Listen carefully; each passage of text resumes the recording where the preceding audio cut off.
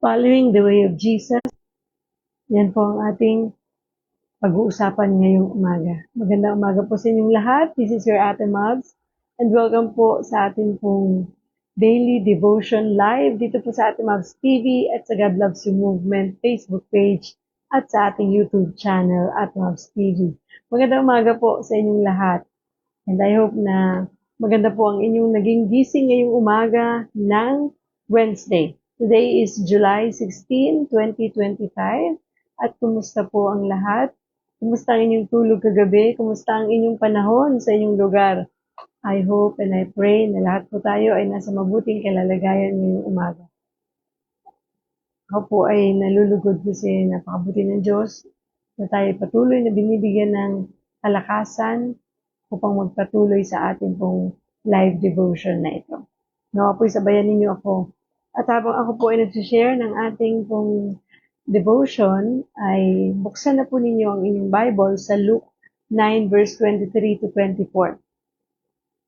Sa Tagalog, iyan po ay Lucas 9 verse 23 to 24 na matatagpuan po sa page 89 ng ganitong Bible. Kung pareho tayo ng Bible, nasa page 89 po yan para mas madali ninyong mahanap ang verses na ito. Sige po, mag-share lang po ako ng ating live this morning para marami pong makasabay sa atin.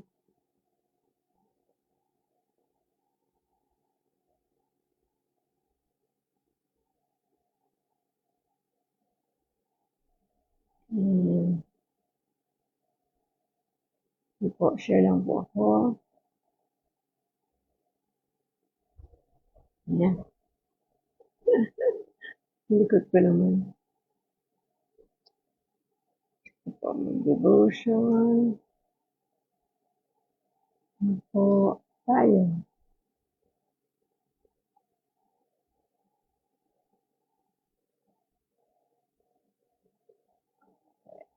Share po tayo.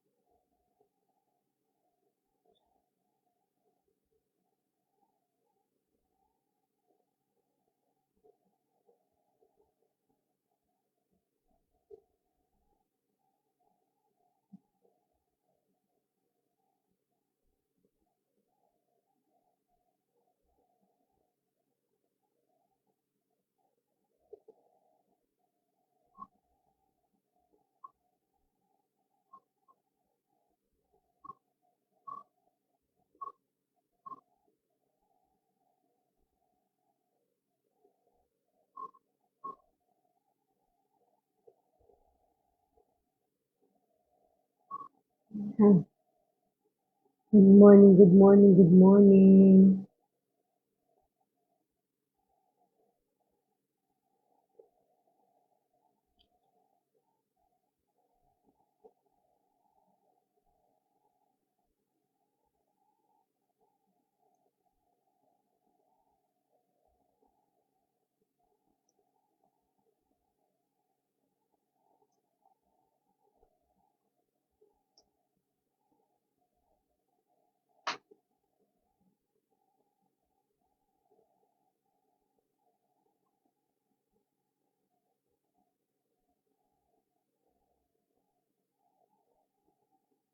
Share ko lang po, good morning din po pala sa mga nanonood dyan sa atin sa God Loves You Movement Facebook page.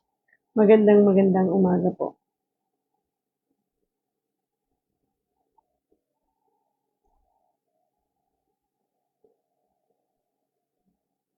Share lang po tayo ng ating live this morning. I'm so excited. Today po pala is our fasting week. Start today until Saturday po. Ayan.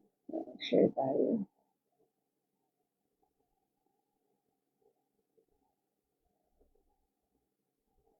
Praise God, praise the Lord.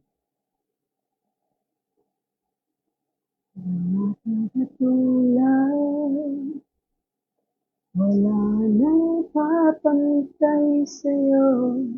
Wala kang katulad, wala nang higit sa'yo. Ikaw ang Diyos noon pa man, mag-iyon at kailanman. Sa habang panahon, wala kang katulad. Wala kang katulad. Walang higit sa'yo. Wala kang katulad. Wala nang papantay sa'yo. Ikaw ang Diyos noon pa man, maging ngayon at kailanman. Sa habang panahon, wala kang katulad. Good morning, Ate Joycey. Amen. Praise the Lord. So sige po, magpatuloy na tayo sa atin pong devotion this morning. Buksan na po ninyo ang inyong Bible sa Luke 9 verse 23 to 24. Sa Tagalog, yan po ay Lucas 9 verse 23 to 24. Nasa page 89 po yan ng bagong tipan ng ganito pong Bible. Praise God. So, good morning Ate Edgy. Magandang umaga po sa inyo.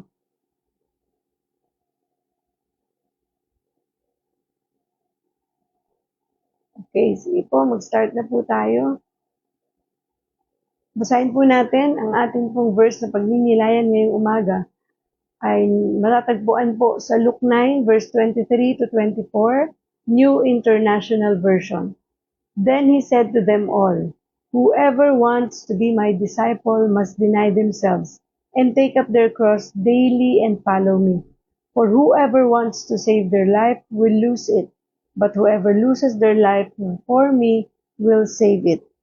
Sabi naman po sa Tagalog, sa Lucas 9 verse 23 to 24, at sinabi niya sa kanilang lahat, "Ang sinumang nagnanais sumunod sa akin ay kinakailangang itakwil ang kanyang sarili, pasanin araw-araw ang kanyang krus at sumunod sa akin. Ang naghahangad na magligtas ng kanyang buhay ay mawawalan nito. Ngunit ang mawalan ng kanyang buhay alang-alang sa akin ay magkakamit nito." Purihin ang Diyos sa pagkabasa ng kanyang salita. Manalangin po tayo. Panginoong Diyos na makapangyarihan sa lahat, na siyang naglikha ng langit at lupa, pinupuri ka namin at pinasasalamatan.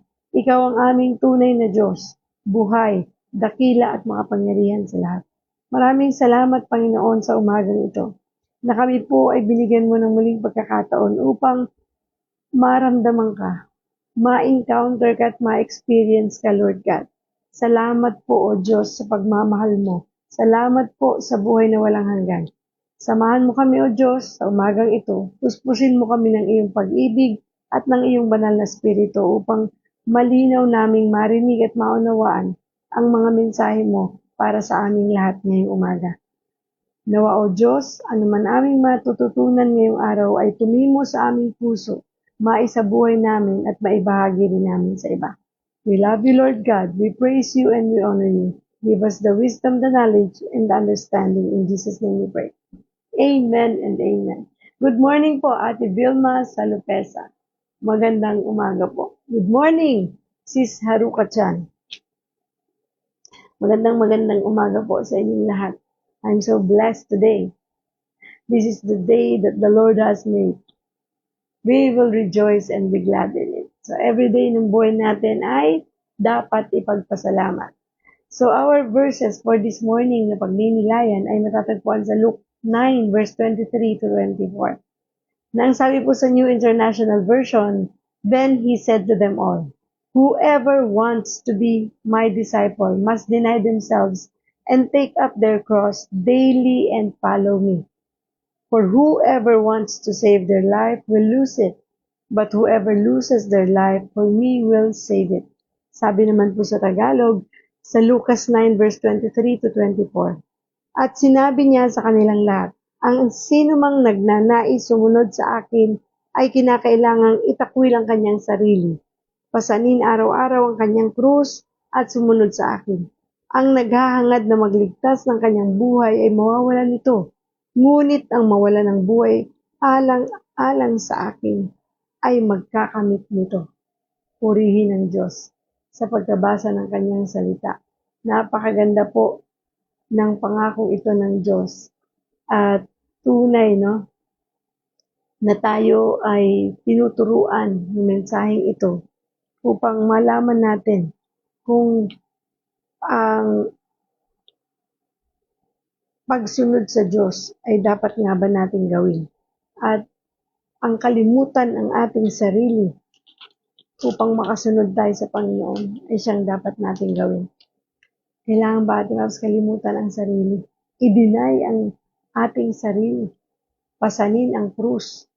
Ano ba yun? Kung ano po yung mga dinaranas natin, problema, persecutions, lahat yan, papasanin natin ang kasama natin si Kristo. At tayo ay magtiwala lamang sa Kanya ng buong puso. Diba? Wala po tayong dapat pagdudahan sa ating Diyos. Dahil kapag ang lahat ng bagay pinagkatiwala natin sa Kanya, ang lahat ay kakayanin natin. Ang lahat ay mapagtatagumpayan natin. So dito po sa ating pong devotion this morning, ang ating title ay Following the Way of Jesus. Sundan natin, no? Kung ano yung daan na gustong ipasunod ng Diyos para sa ating lahat. Huwag na tayong gumawa ng sarili nating daan. Kasi madalas, kapag sarili natin daan ang ating tinatahak at hindi naayon sa kalooban ng Diyos, ay madalas napapahamak tayo. Madalas nagkakamali at nasasaktan, natutumba, natitisod, at pwedeng ikapahamak natin. Kaya mas mainam na sundin natin ang nais ng Diyos, ang daan na kung saan gusto niya tayong dumaan. And sabi po dito, discipleship is at the center of the Christian life. Nasa sentro ng buhay ng Kristiyano ang pagbabahagi ng salita ng Diyos sa pamamagitan ng pagdi-disciple sa mga tao. Kasi hindi po nagtatapos sa pagbabahagi lamang ng salita ng Diyos ang tunay na paggabay, no? Kasi kailangan ang mga taong nakapakinig na ng salita ng Diyos ay ma-disciple natin, magabayan natin na sila ay magpatuloy sa kanilang pagiging Kristiyano at tunay na yung lakbayin nila sa buhay ay naka-align sa kalooban ng Diyos. Yung way na kanilang tatahakin o yung daan na kanilang lalakaran ay yung daan na nais ng Diyos na lakaran natin. Di po ba? Kasi marami po na tao na nabahagi na natin ang salita ng Diyos, tapos hindi nagabayan. Yung mga pagkatapos natin silang bahaginan, ay hindi na po natin sila na follow up o hindi na natin sila natulungan, lalo na kung malapit lang naman yan sa'yo. Lalo na kung mahal mo yan sa buhay. Gabayan natin, no? Kumbaga ay i-guide natin para po tama yung landas na tatahakin nila patungo sa kanilang pag-unlad bilang anak ng Diyos. Kasi marami po naliligaw bumabalik sa dating buhay nila. Kasi alam niyo po bang napakasarap ng may nagme-mentor sa'yo. Yung meron kang tao na nakakausap, pag ikaw ay nanghihina, meron kang nakakausap na taong mapagkakatiwalaan mo kapag ikaw ay nagkakaroon ng problema, pinanghihinaan ng loob, nawawalan ng pag-asa, di ba? Kasi itong mga mentors mo na to, itong mga tao na to, na leader mo, nagagabay sa'yo, ay ang sarap ng pakiramdam kasi alam mo na tama yung ginagawa mo at alam mo na hindi ka mapapahamak dahil may gumagabay. Di ba po? Kaya I hope na ibilang paggabay na magagawa namin dito po sa God Loves You Movement Ministry ay yung matulungan namin kayo na maging tama at tuloy-tuloy ang inyong paglilingkod sa Diyos, ang inyong pag-aaral patungkol sa Diyos. Dito po sa ating devotion, nawa ay nagagabayan namin kayo, and we also encourage you to join us sa aming online fellowship. Every Thursdays and Fridays po yan, magkaibang grupo. So, i-message nyo lamang po ako kung gusto niyo mag-join doon para po sama-sama tayo, gabayan natin ang isa't isa at magtulungan tayo na lumago sa ating pong buhay Kristiyano. So ako din po, sa totoo lang, kailangan ko din ng gabay. 'Di ba? Ginagabayan tayo ng Diyos, ginagabayan tayo ng Banal na Espiritu, at binibigyan tayo ng mga tamang tao upang siyang maging gabay natin dito sa lupa. Kaya mahalaga po yun. Ako po nagpapagabay din. Hindi po ako na kumo, akala ninyo, si Ate Mams, marunong na yan, alam niya yung ginagawa yan. Hindi po, kailangan ko pa rin ng gabay. Kailangan ko pa rin ng mga taong tutulong sa akin upang ako ay hindi magkamali sa aking tatahakin dito sa ating journey, no? Spiritual journey. Di ba? Kasi napakahalaga po niyan. Di ba po ang low carb nga eh. Kailangan natin ng gabay para hindi tayo magkamali sa ating mga ginagawa. Para hindi po tayo magkasakit ulit, no? O kung magkasakit man, hindi ganun kalala. Thank you, Lord. Thank you, Jesus. So sabi dito, discipleship is at the center of the Christian life. To be a disciple means to be a learner. Ngayon, kung ikaw naman ay disciple, dapat ikaw ay matuto o mag-aral. Di ba? Kasi ito ay pag-aaral. Kapag tayo ay dinidisciple, katulad ko, ako po disciple pa din. Kapag tayo ay tinuturuan ng ating mga leaders, ng ating mentors, ng ating mga pastor, ng ating mga Bible group leader, ay magpaturo tayo at magkaroon tayo ng teachable heart. Maging bukas ang ating puso at isipan sa pag-aaral na huwag tayong parang tingin natin sa sarili natin, alam na natin ang lahat. Di po ba? Dapat, again, ipapaalala ko yung sinasabi kong empty your cup. Laging pong dapat na ang iyong cup, ang iyong isip, ang iyong utak ay wag laging puno. Diba? Yan minsan na kung ano yung laman, isang tabi mo muna.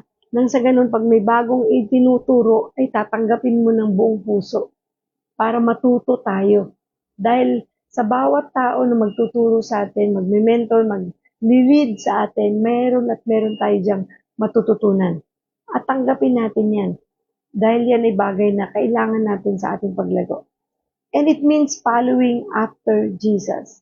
Kasi kapag tayo ay merong teachable heart, meron tayo nung humility na tinatawag, meron tayo nung humbleness, yung kababaang loob na tayo ay susunod, di ba? Kasi kung tayo ay sumusunod sa ating Diyos, mas madaling sumunod sa mga tao, di ba po?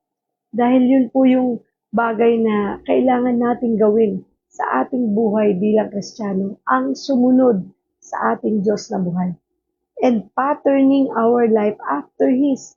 Sumusunod na tayo sa Diyos, pinapattern pa natin yung buhay natin sa Kanya. Kaya nga kailangan maging Christ-like tayo. Yung Christ-likeness, yun yung kailangan na meron tayo. Yung kung sino si Kristo, ano si Kristo, dapat ganun tayo. Sumunod tayo. Although hindi tayo magiging perfect tulad ni Kristo, but still, we need to follow Him and pattern our life. Diba? Sa kanyang buhay. Dahil yun pong dapat. Dahil kapag tayo ay sumusunod sa Diyos, maging ang kanyang misyon ay gagawin natin. Maging ang kanyang mga ginagawa ay gagawin natin. Tutularan natin siya because He is our model. Di po ba? Hindi ito basta sunod lang, nasabi mo lang sa salita, sumusunod ako kay Lord, pero in words and in action, hindi nakikita sa atin. Diba? O maaaring in words lang natin action. Kailangan ay may bunga. Kasi kung tunay na sumusunod tayo sa Diyos, may bunga. Diba? At yung bunga na yun, ay yung bunga ng Banal na Espiritu. Nandun yung joy, nandun yung peace, nandun yung love, nandun yung gentleness, kindness, goodness, at nandun yung self-control. Doon natin masusukat kung tunay na sumusunod tayo sa Diyos kapag may bunga. Di po ba? And Jesus tells us that starting point of following Him is to deny ourselves. Yun yung starting point natin eh. When we follow Jesus, doon natin makikita na talaga bang sumusunod tayo kay Lord. Kasi kung sumusunod tayo sa Kanya, kalilimutan natin ang sa ating sarili. Hindi natin pangungunahan ng Diyos. Dapat lagi lang tayong nakasunod. Ito ang Diyos, ito tayo. Hindi po pwedeng ito ang Diyos, mag-overtake ka sa Kanya. Kailangan si Lord and then tayo. Sunod tayo kung ano yung pinagagawa niya sa atin. Kalimutan natin ang ating sarili. Ang ating sariling mga nais, kagustuhan. Dapat kung meron man tayo niyan, i-align natin yan sa nais din ng Diyos. 'Di ba? Huwag yung masyado tayong mapanguna sa ating Diyos. And denying ourselves means we choose to put Jesus' desires above our own. Kung ano yung gusto ng Diyos, ay siyang masunod. Kaya nga nasasabi natin, your will be done, Lord. Sabi nga sa prayer, ay tinuturo sa atin, di ba? Your kingdom come, your will be done. Kung ano yung kalooban mo, Lord, yun yung mangyayari. Hindi sasama ang loob ko, Lord. Although meron akong mga gusto. Kasi tao tayo, nasa flesh pa tayo. Meron tayong mga sariling gusto sa buhay na ito. May mga sarili tayong ambisyon, pangarap. Pero lagi natin tatandaan, yun ay gusto natin. At hindi natin alam kung yun ba'y mangyayari. 'Di ba? Though, hinahangad mo na mangyari ito at sometimes ginagawa mo pa ang lahat ng best mo, matupad lang ito.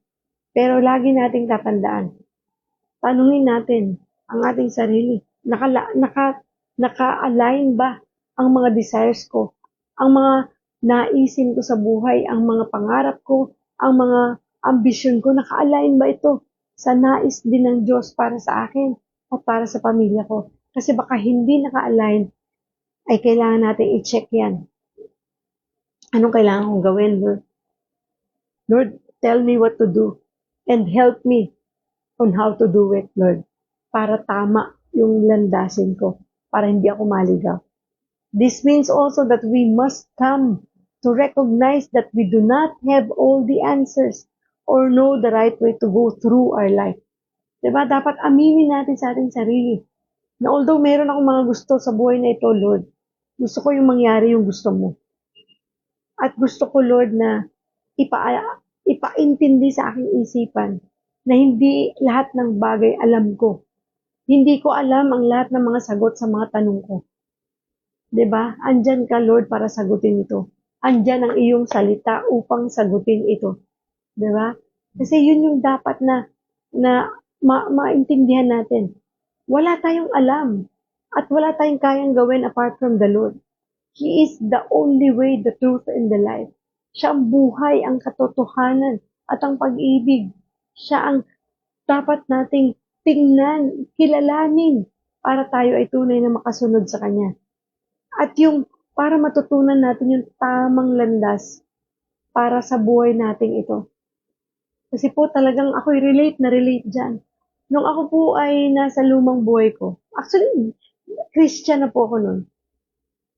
Kapag ako po ay sarili ko ang tinitingnan ko, yung galing ko, yung kakayanan ko, madalas naniligaw ako. At talaga pong ligaw na ligaw ako ng mga panahon na yun. Kasi feeling ko lahat ng sagot kaya kong sagutin. Kasi sabi ko, madiskarte ako, magaling ako, kaya ko to. Alam ko to, Lord. Diba? Parang isinasangtabi ko yung galing ng Diyos, kapangyarihan ng Diyos over my own knowledge and strength. Diba? Kaya, even yung pagbabasa ng Bible before, hindi ko ginagawa. Kasi parang, diba, nabasa ko nga yung ibang mga books ng about success, about life, pero hindi ko binubuklat ang Bible before. Na para bang feeling ko, alam ko na laman yan Naririnig ko na yan sa church, naririnig ko na yan sa mga Bible study, sa mga mga tao na nag-share ng word. Alam ko na yan. Ganun ako ang attitude ko. Acne ako. Alam ko na yan. Sa pagsunod sa Diyos, kailangan meron tayong kapakumbabaan. Kailangan alam natin kung sino ang Diyos at sino tayo. Na ang dapat ang Diyos ang una sa lahat at ikaw ay nandiyan ka lang. Andito ka lang sa likod ng Diyos. Hindi yung ang Diyos ang nilalagay mo sa likod. Di ba na parang, sige, diyan ka lang Lord sunod ka lang sa akin. Mali eh. Ang Diyos ang dapat nasa unahan. Then we follow Him. We obey Him. Di ba? We acknowledge Him. We recognize that we are nothing apart from the Lord. Wala tayo talagang magagawa. Wala tayong kayang gawin kung tayo ay wala sa Panginoon. At hindi nga natin alam sa totoo lang. No one knows. Ikaw, ako, tayong mga tao, hindi natin alam kung anong mangyayari mamaya. Hindi natin alam kung anong mangyayari bukas. Hindi natin alam kung anong mangyayari sa mga susunod na linggo, buwan, taon ng buhay natin. Although we have plans, although we have mga things to do, na para bang nabivision mo na that this will happen. Pero lalo na kung yung mga binivision natin, mga ambitions and plans natin hindi naka-align sa Diyos, maniwala ka, malabong mangyari yan. Kasi may ibang plano ang Diyos para sa atin. At yung plano na yun ng Diyos, kapag hindi tayo umalign doon, madedisappoint tayo, mapo-frustrate tayo. Kasi bakit ganun, Lord? Hindi naman to yung plano ko, Lord. Hindi to yung gusto kong mangyari. Diba? Ito yung gusto ko, tapos hindi ito yung nangyari. Ba't naman ganun? Doon na magsisimula that we will question the Lord. Kasi hindi natin dininay yung self natin when we follow Jesus. Kasi when we deny ourselves and we follow Jesus, whatever happens, Lord, I will follow and I will obey. No matter what, Lord, whatever it takes, diba?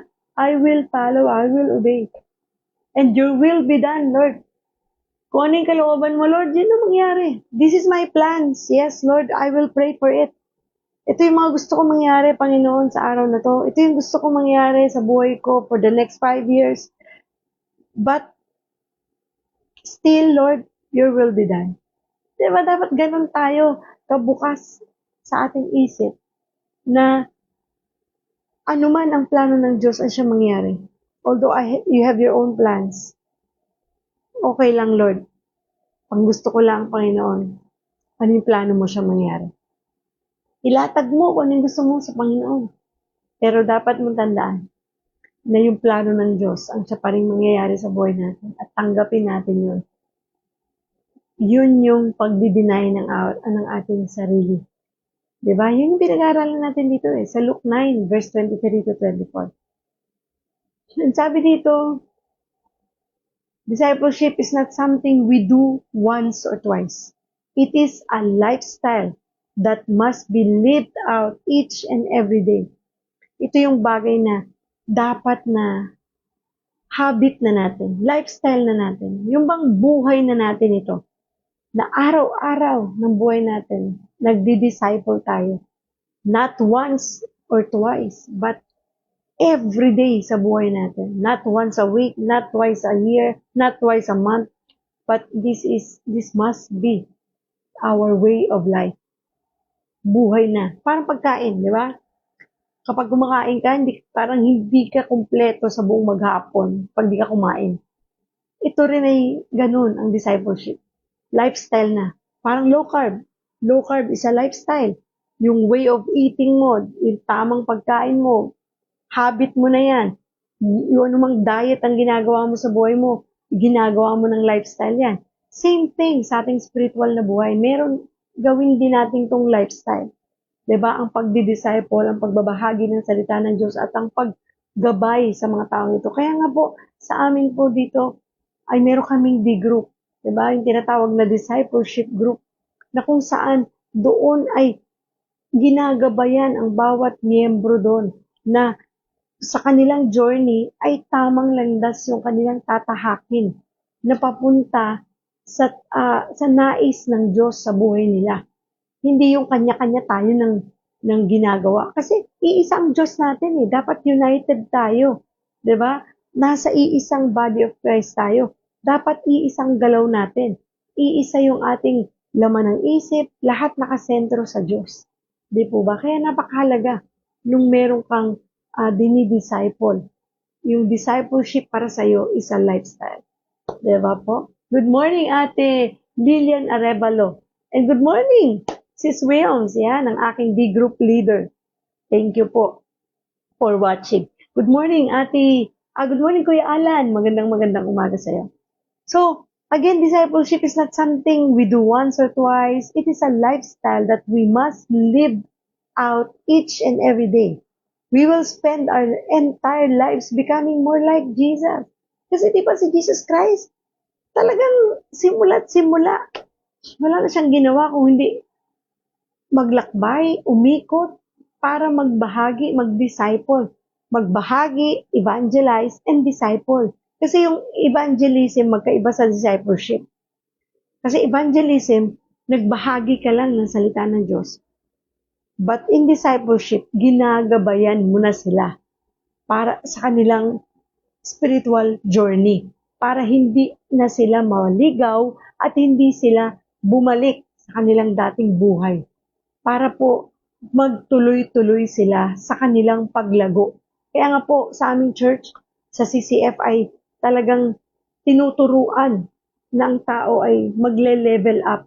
May mga trainings na pinuprovide ang church para hindi lamang hanggang dito yung alam mo.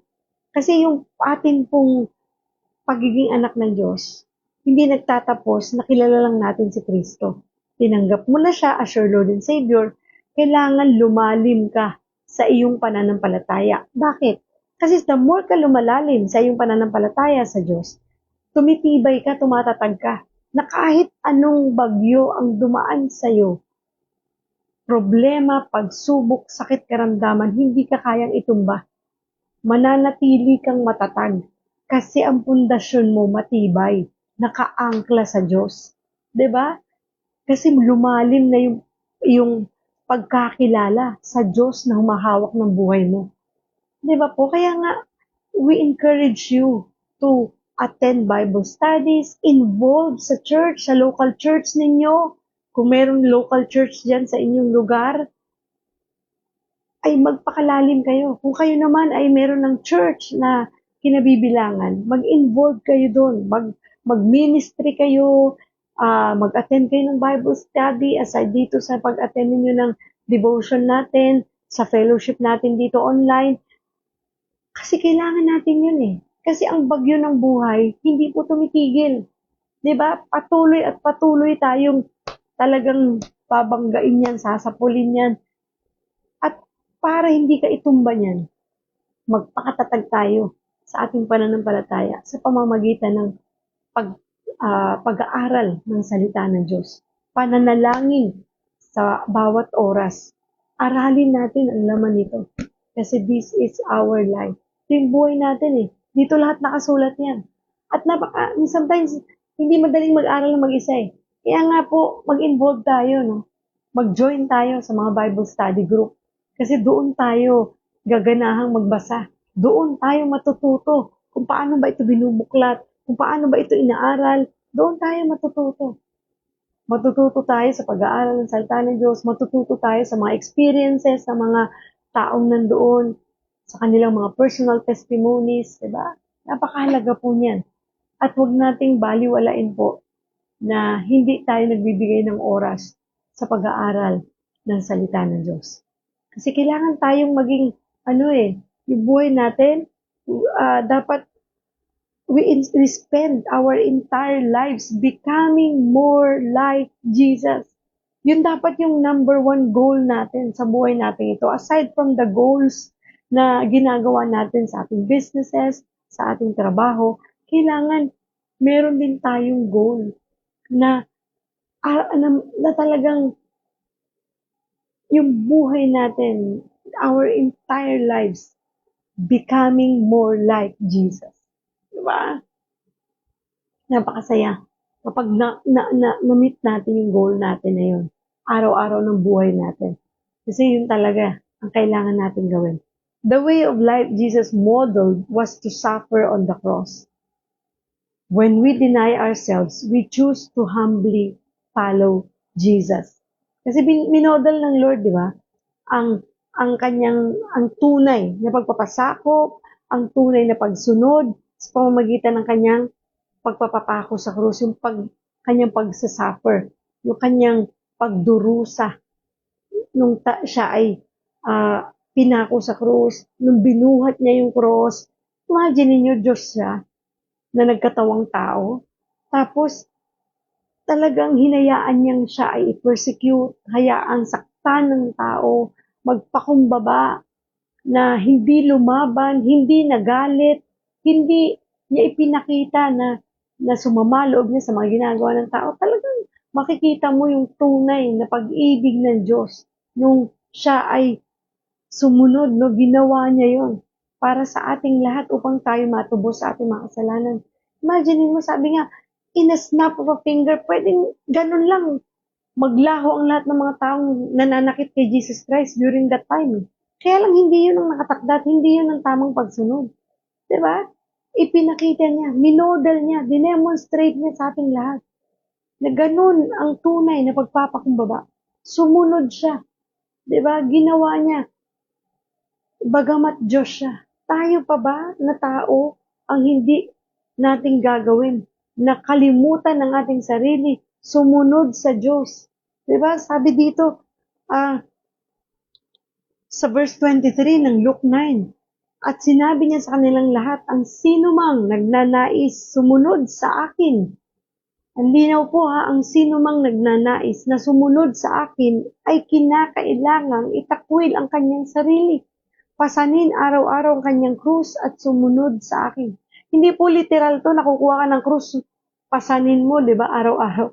Ibig sabihin, anuman ang ating pinagdaraanan sa buhay natin ito, ay dalhin natin to, di ba? Baga, kahit anong mangyari, pasanin natin yung krus na yan ng may pagsunod sa Diyos.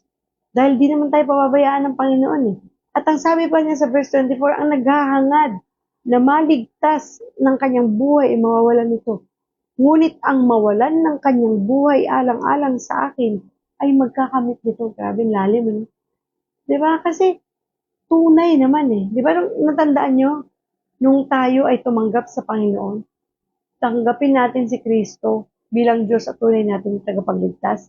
Isinuko natin ang ating sarili at inamin natin na tayo ay makasalanan. Yun ay pag-deny ng ating sarili. Kasi hindi mo kayang gawin yun kung punong-puno ka ng pride. Yun ay isang way ng pagpapakumbaba. Kasi inamin mo, makasalanan ako. Hindi madaling aminin na makasalanan tayo, sa totoo lang. Diba? Lagi nga natin yung, ay, hindi naman ako gumagawa ng masama eh. Hindi ako mapatay ng tao, Ate Mabs.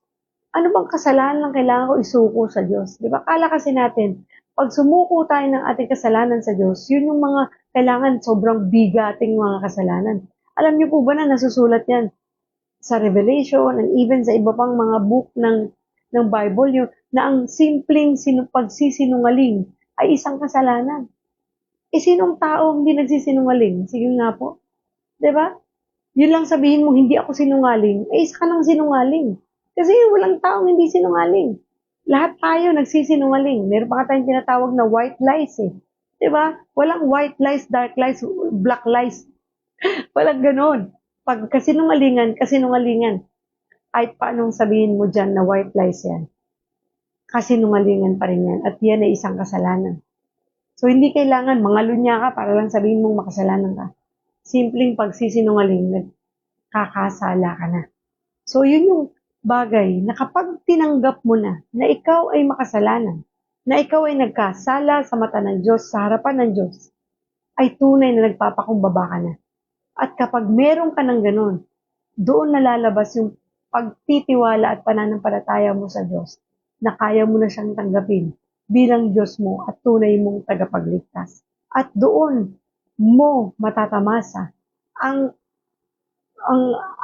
katagumpayan ng buhay na ito at ang buhay na walang hanggan na tanging Diyos lang ang makapagbibigay. Di ba po? Kaya nga sabi sa John 3:16 na lagi nating naririnig, for God so loved the world that He gave His only begotten Son, but whosoever believed in Him shall not perish but have an everlasting life. Diba? Kapag pinaniwalaan natin yun, dinanggap natin, ng may kababaang loob ay tunay na tatamasahin natin ang biyaya ng Diyos at ang kanyang mga pangako. Thank you, Lord. Dugtungan ko lang po kasi ang ganda ng sinabi doon sa verse 25. Ano nga ang mapapala ng tao? Makamtan man niya ang buong daigdig kung mapapahamak naman at mawawala ang kanyang buhay. 'Di ba? Kung meron man tayo ng lahat sa mundong ito, yaman, material na bagay, pera sa bangko, lahat ng merong pwedeng sabihin mo na sa mundong ito. Pero, hindi na, kung mapapahamak naman tayo ng dahil dito, ay ayoko na lang kung ako lang. 'Di ba? Kasi minsan, itong mga bagay na ito sa paligid natin, mga material na bagay, ang siyang nagiging dahilan upang tayo ay mapalayo sa Diyos. 'Di ba? Kasi sa minsan, sa sobrang blessing na natatanggap natin, akala natin lahat ito galing sa Diyos. Tandaan niyo, hindi lahat ng blessings is from the Lord. Kaya tayong i-deceive ng kaaway na binibless tayo. Yung palang blessing na tong nagiging dahilan upang mapalayo tayo sa Diyos. At napatunayan ko po yan sa aking buhay dati. Talagang dinisib ako ng kaaway. Ang daming pagpapala, pera, bahay, sasakyan, to the point na yun ang lahat ng naging dahilan kung bakit hindi ako nagsisimba, iniwang ko ministry, hindi na ako nagbabasa ng Bible, hindi na ako umattend ng mga Bible study, namuhay ako sa sarili kong mundo. Nakalimutan ko na merong Diyos na tunay na may hawak ng buhay ko. Kaya naman po, ang bait ng Diyos, mahal na mahal ako ng Diyos. Hindi niya ako hinayaan manatili doon. Gumawa siya ng paraan. Kahit masakit, matuto lang ako. Kahit nasaktan na ako, okay lang. Kasi doon naman yan ginawa. Kasi kung hindi ka masasaktan sometimes, hindi ka matatauhan eh. 'Di ba? Natatandaan niyo mga magulang natin? Minsan kailangan talagang paluin eh. Kasi pag nakatikim ng sakit, 'di ba pag may pain, pinalo ng kasi kami talagang pre-practice namin yan sa aming mga anak before. Namamalo po kami. Kasi sinabi naman talaga yan sa Bible, 'di ba? Nasa Proverbs yan. Na pag pinalo mo yung anak, out of love, dahil dinidisiplina mo sila. Di ba po pag nasaktan, nakaramdam niya ng pain sa pagpalo, tatandaan nila yun. At di na nila uulitin anumang dahilan kung bakit sila pinalo. At kami po yung magulang before na, we're not perfect, no? Pero naging practice po namin mag-asawa yan. Na pag pinalo namin ng bata, papaluin namin yan sa puwet. Talagang, di ba, dito ang palo, hindi kung saan parte ng katawan. Although sometimes nakukurot ko din yung anak ko, no? Patawarin ako ng Diyos. Pero kung palo talaga, yung talagang masakit, talagang may tamang lugar. At gumagamit kami anong tawag dito, ng pamalo para paluin sila. As much as possible, though hindi namin na-perfect yun, ayaw namin gamitin ng mga kamay nito sa pagpalo. Kasi iba yun eh. Dahil di ba, pag ginamit mo yung kamay mo sa pagpalo, parang nakukonfuse yung bata. Yung kamay na ginagamit mo para hawakan, haplusin siya, yakapin siya, siya rin ginagamit mo para pampalo. Nakakalito yun, lalo sa mga 8 years old and below.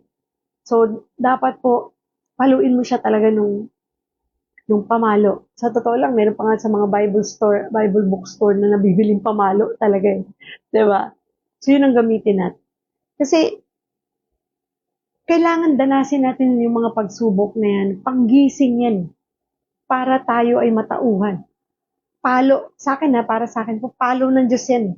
Na kapag pinalo ako, natatauhan ako. Ganun din, di ba? Kung pinapalo tayo ng mga magulang natin, natatauhan tayo. Oo nga, mali. Mali yung ginawa ko. So, dun tayo nagigising, at sana nagigising talaga tayo, no? At sumunod na tayo sa tama. Sundin na talaga natin kung ano yung pinapagawa ng Diyos sa atin. Dahil may kasunod yun sa verse 26. Kapag ako at ang aking mga salita ay ikakahiya ni numan, sabi ng Diyos. Ikakahiya rin siya ng anak ng tao pagparito niya na taglay ang kanyang karangalan at ang karangalan ng Ama at ng mga banal na anghel. Sinasabi ko sa inyo ang totoo, may ilan sa inyo ritong hindi mamamatay hanggat hindi nila nakikita ang kaharian ng Diyos. Wow! Hallelujah! Praise the Lord! Napakabuti ng Diyos kung ganun, no? Yung hindi ka mamamatay hangga't di mo nakikilala ang Panginoon. Thank you, Lord, no? Gusto ko yun. Kaya nga ako'y tuwan-tuwa nung ang aking tatay at nanay ay bago po talagang binawian ng buhay, ay nakakilala sa Panginoon. And I'm so grateful. Sabi ko, Lord, thank you. Kasi yun talagang panalangin ko. Sabi ko, Lord, huwag mong hayaan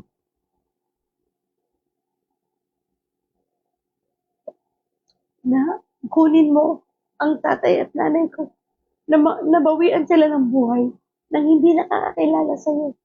Kasi yun po talaga eh, di ba? Kung hindi man natin, kung nabahagian na natin sila ng salita ng Diyos, at sa tingin natin, hindi pa rin sila nagbabalik loob sa Diyos, huwag tayong manawa, ipanalangin sila. Di ba? Yun yung way, isa pang way yun ng pagdi-disciple. Di ba? Yun ang pag-share ng Word of God. Yung ipagpatuloy natin ang pananalangin para sa mga mahal natin sa buhay, sa mga taong hindi pa nakakilala sa Diyos. Gusto rin natin yun na tulad natin, no? Sumunod din sila sa Panginoon. Makakilala rin sila at maging lingkod din sila ng Diyos. Wala tayong ibang hinangad sa buhay natin ito na nawa isang araw, yung nanay tatay natin, yung anak natin, kapatid natin, ay maibalik natin sila sa Panginoon. At kung nagawa na natin yung parte natin, huwag tayong mananawa, tumigil, huwag tayong titigil sa pananalangin sa Diyos. Idulog natin sila sa Panginoon, ihingi natin ng tulong sa Diyos na isang araw, Panginoon, ang aming mga mahal sa buhay na ito ay maibalik namin sa iyong presensya. Ma-encounter ka rin nawa nila, Lord. Ma-experience ka rin nila. At sumunod din sila sa iyo, Lord. Para nang sa ganun, kami pong lahat ay tunay na maglingkod na sa iyo bilang mga anak mo. Diba ang sarap no na minsan talagang uh, yun ang talagang desire ng puso natin. At nakikita po ng Diyos yan. Kaya huwag tayong titigil at huwag tayong mananawa. So, sabi po dito, the way of life Jesus modeled was to suffer on the cross. When we deny ourselves, we choose to humbly follow Jesus. And as we become more like Jesus, we will also need to take up our cross. We will also suffer for doing good and for denying things that seem enticing in the moment, but ultimately keep us from God. Kasi di ba po, sa pagsunod natin sa Diyos, kailangan i-deny natin ang ating sarili para hindi tayo masaktan sa mga nagpe-persecute, para hindi natin maramdaman yung mga problema, mga pagsubok, at yung mga tao na nagiging kahinaan natin. Diba? Kasi totoo, lalo na kapag ikaw lang ang nakakilala sa Panginoon sa pamilya nyo, sigurado yung mga mahal mo sa buhay, sila yung isa sa mga nagdi-discourage sa'yo. O ano ba yung pinasok mo? O bakit ka nandyan? Diba? Ano ba yung mga sinasamba mo? Ano ba yung mga pinasukan mo? Meron na tayong relihiyon, bakit kung saan-saan ka pa pumupunta? Diba? At dumarating ang time na parang pinanghihinaan ka na ng loob na parang ayaw mo nang magpatuloy. Pero wag kang panghihinaan ng loob. Tandaan mo, kapag dininay mo na yung sarili mo, magiging bingi ka sa mga discouragement na yan. Magiging bingi ka sa mga nagpe-persecute sa'yo. Tatapang ka dahil alam mo kung sino ang Diyos na iyong sinasamba. Kung sino ang Diyos na tunay na gagabay at tutulong sa'yo para pagtagumpayan mo yan. Huwag kang bibitaw kasi napakarami na talagang magpapahina ng loob mo. Magpatuloy ka lang dahil ang nagpapatuloy ang siyang magtatagumpay. Totoo po yan. And as we become more like Jesus, at the more na gusto mo na maging tulad ni Kristo, lalo nating dapat bitbitin yung ating cross. Lagi mong alalahanin si Jesus Christ. Na kung si Jesus Christ nga dinaanan ng lahat ng pagsubok ng buhay na yan, ganun din ikaw sa pagsunod mo sa Diyos. Kaya maging matatag ka sa pamamagitan ng pagsunod sa Diyos. Focus. Focus on God alone. Read the Bible every day. Pray unceasingly. Doon ka mag-focus. Doon ka lang. Huwag kang makikinig sa mga taong nagpapahina ng loob mo. And for denying things that seem enticing in the moment but ultimately keep us from God, lumayo ka dyan. Sa mga tao na inilalayo ka sa Diyos, bagamat magaganda ang mga pwedeng i-offer nila sa iyo, pero sa tingin mo ito yung bagay na magpapalayo sa iyo sa Diyos, lumayo ka dyan. But when we bear our suffering, we represent Christ to those around us. Kapag nanatili ka sa pagsunod sa Diyos, bagamat napakarami ng pagsubok, maraming persecutions, nanatili kang matatag sa paglilingkod sa Diyos at sa pagsunod sa Diyos, doon ang mga tao sa paligid mo, nakikita nila yan. Doon mo sila madadala sa Panginoon. Kasi maiisip nila, tingnan mo tong taong to. Kahit na anong pag-discourage sa kanya, kahit na ano pang mga bagay na naririnig niya, na siya'y nilalait sa pagsunod sa Diyos, nanatili siyang matatag, nanatili siya sa kanyang Diyos. Pinanampalatayanan niya, tinayuan niya ang kanyang pagiging Kristiyano. Pag nakita ng mga tao sa paligid mo yan, talagang susunod na sila kasi nanindigan ka. 'Di ba? Tinayuan mo ang iyong pagiging Kristiyano at bilang anak ng Diyos. Kaya nga minsan sa actions natin, mas matindi pa yun na pag-evangelize and discipleship Kasi pag nakikita ng tao, nagiging modelo ka, nakikita nila na kahit anong nangyari, hindi ka bumitaw, hindi rin sila bibitaw. Susunod din sila, 'di ba? Kaya nga napakainam na nagdi-disciple ka ng mga tao, ikaw ang number one na modelo.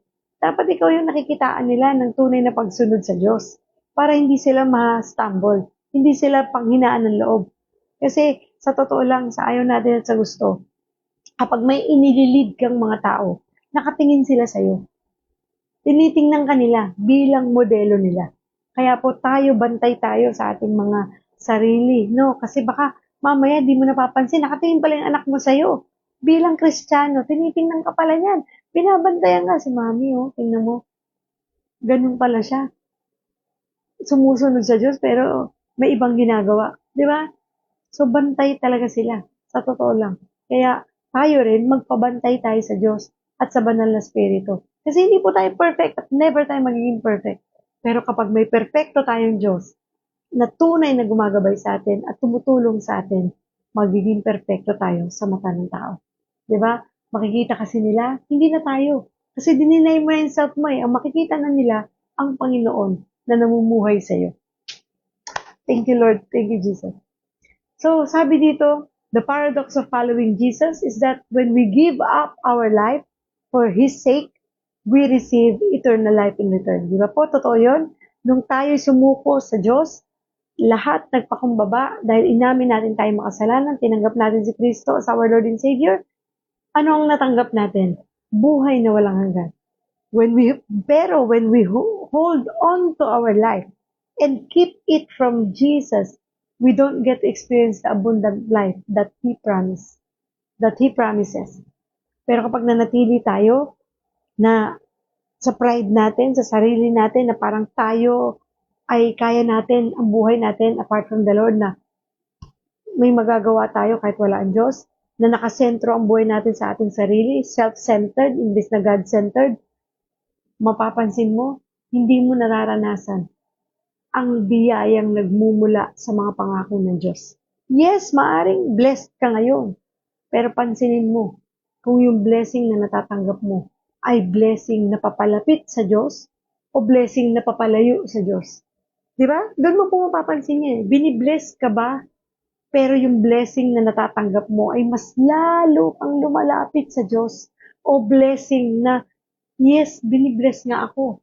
Dami kong natatanggap na pagpapala, pero bakit parang lumalayo ako sa Diyos? Yan po isang bagay na dapat natin bantayan. Di ba? Hindi lahat ng pagpapala ay nagmumula sa Diyos. Kaya nga ako, I'm so blessed kasi meron akong natanggap na blessing ngayon na patungkol sa pagnenegosyo. Pero nararamdaman ko na yung blessing na yon ay talagang galing sa Diyos. Kasi lumalapit ako lalo sa Diyos The more ko ginagawa, the more ako lumalapit sa Diyos. Sabi ko nga, thank you Lord. Ito yung hinahanap ko Kasi marami na akong tinanggap ng mga opportunities before sa buhay ko na hindi ko namamalayan. Yes, ang gagandang nangyayaring blessing, yung opportunity na yun. Pero Bakit ganun? Parang lumalayo ako sa Diyos.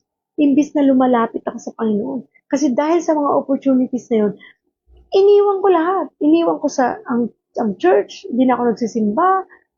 Every Sunday, hindi ako nagba-Bible study. Iniwan ko even my ministry.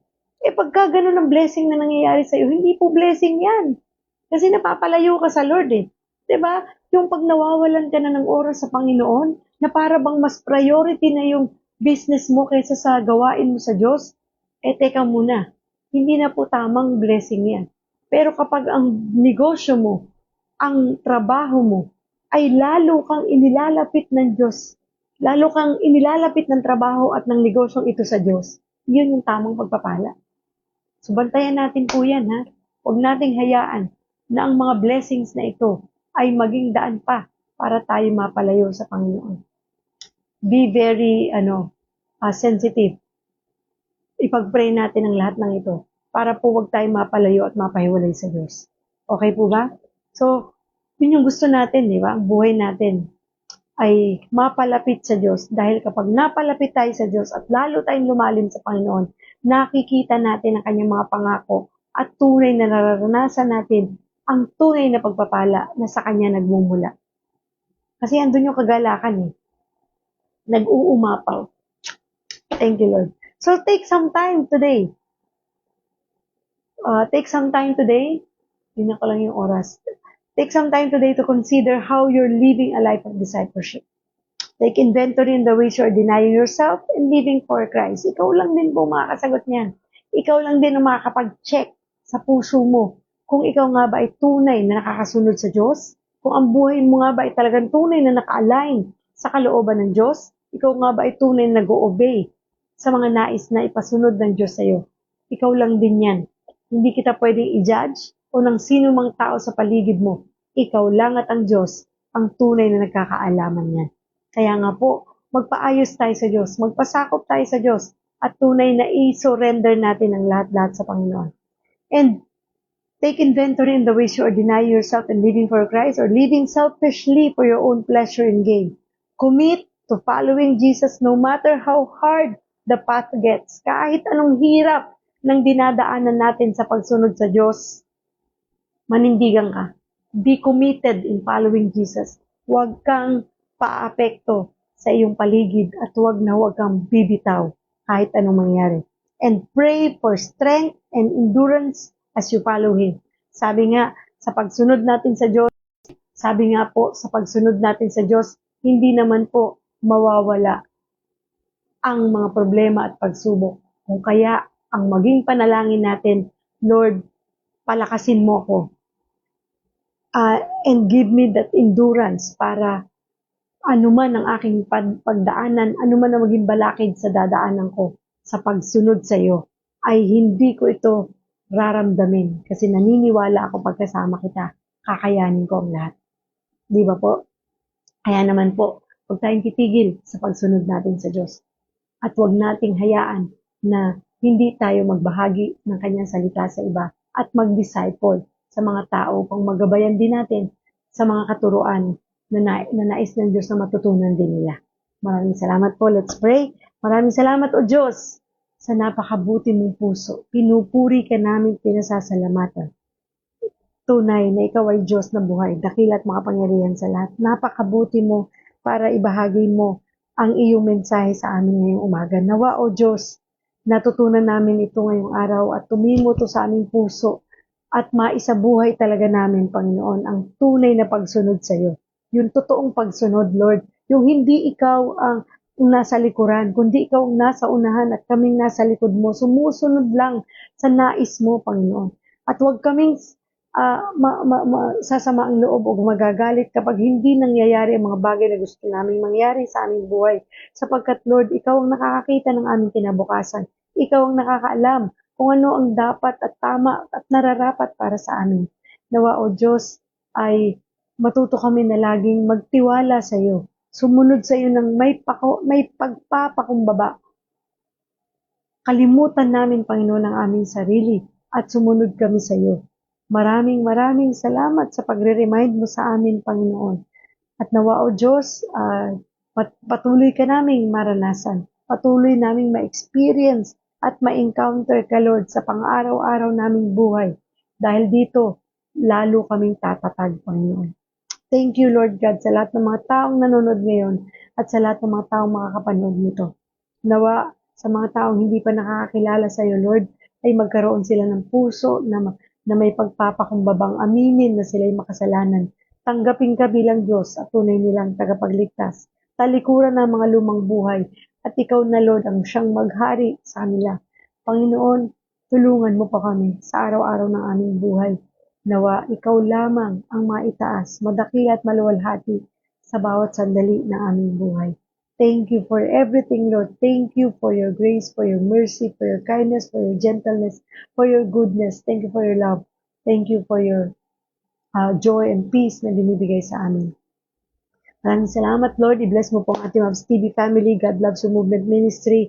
God first Christian Ministry International. Ganun din, Lord, ang Global Life University, ang school na ito na kung saan ang puso ay walang iba kundi maibahagi ang salita ng Diyos sa pamamagitan ng mga taong nag-aaral sa eskwela na ito. I-bless mo ang mga professors, deans, at ang lahat ng taong napapaloob sa eskwela na ito. Maraming salamat, Lord God. We love you, Lord Jesus. We praise you, Lord. We honor you. And we bring back all the glory and praises. In Jesus' name we pray. Amen and amen. Thank you, Lord. Thank you, Jesus. Maraming salamat po, Panginoon. Tunay. Thank you rin po sa lahat ng mga nanood sa God Loves You Movement Facebook page. Thank you po sa buhay ninyong lahat. Salamat po sa mga nanood dito sa Ate Mavs TV Facebook page. Thank you po kay Ate Joycey, Ate Edgy, Ate Vilma, Ate Haruka Chan, Ate Lilian, Ate Wilms, Kuya Alan, kay Ate Jinky, Ate Alma, kay Pastora Alma. Sabi ni Pastora, ang buhay dito sa mundo ay baliwala.